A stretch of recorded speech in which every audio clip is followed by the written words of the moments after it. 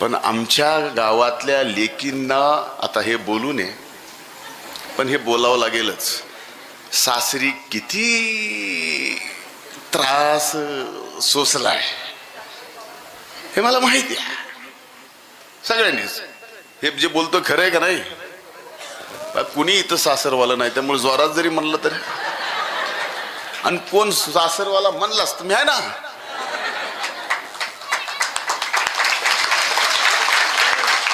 आणि हे माझ्या अनेक बहिणीचं दुःख भाऊ म्हणून मी पाहिले. या दुसऱ्या श्रीमद भागवत देवी कथेनंतर तरी माझ्या गावच्या लेकींच्या, माझ्या बहिणीच्या नशिबी सर्व सुख, त्यांच्या सर्व इच्छा, चांगलं आरोग्य या नात्र्याच्या मारुती रायानी, प्रभू वैद्यनाथांनी, आपण नात्रेकर सगळे प्रभू वैद्यनाथाचे सेवेकरी आहेत. रेणुका आईनी, संत भगवान बाबांनी माझ्या